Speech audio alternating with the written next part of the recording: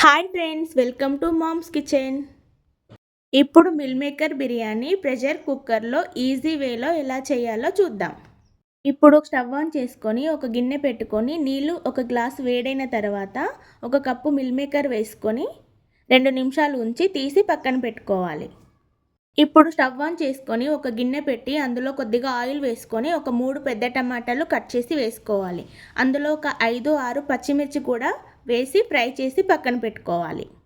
అవి చల్లారిన తర్వాత గ్రైండ్ చేసి పెట్టుకోవాలి. స్టవ్ ఆన్ చేసుకొని ఒక కుక్కర్ పెట్టుకొని 2 టేబుల్ స్పూన్ల ఆయిల్ వేసుకొని హోల్ గరం మసాలా దినుసులు వేసి ఫ్రై చేసుకోవాలి. ఆయిల్ ప్లేస్లో మీరు నెయ్యి కూడా యాడ్ చేసుకోవచ్చు, చాలా బాగుంటుంది. ఒక ఉల్లిపాయ, ఒక ఆలుగడ్డ, మిల్ మేకర్ వేసుకొని కలుపుకోవాలి.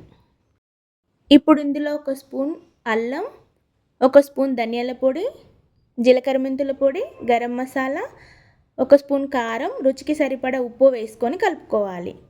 ఇందులో ముందుగా రెడీ చేసి పెట్టుకున్న పేస్ట్ వేసి పుదీనా, కొత్తిమీర కూడా వేసుకొని కలుపుకోవాలి.